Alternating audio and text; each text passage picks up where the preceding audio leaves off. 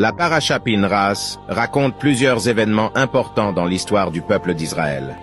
Elle débute avec la récompense accordée à Pinras, le petit-fils d'Aaron, pour son acte de zèle envers Dieu.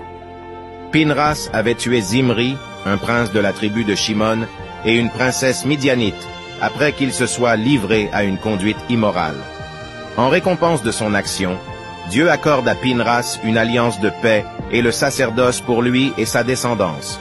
Ensuite, un recensement est effectué parmi le peuple d'Israël, comptabilisant 1730 hommes âgés de 20 à 60 ans.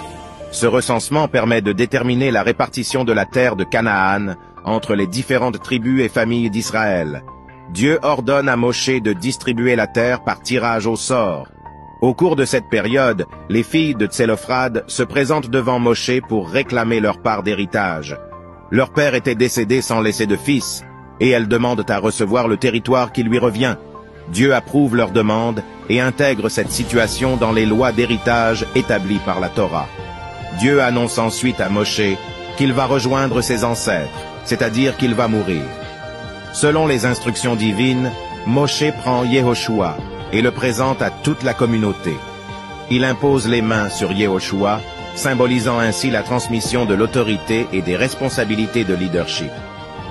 Moshe donne à Yehoshua ses dernières instructions pour guider le peuple d'Israël après sa mort.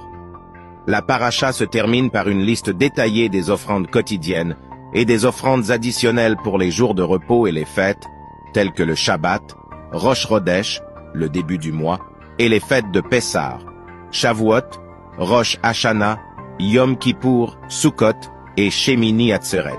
Ces offrandes font partie des rituels et des pratiques religieuses du peuple d'Israël, visant à honorer Dieu et à renforcer leur relation avec lui.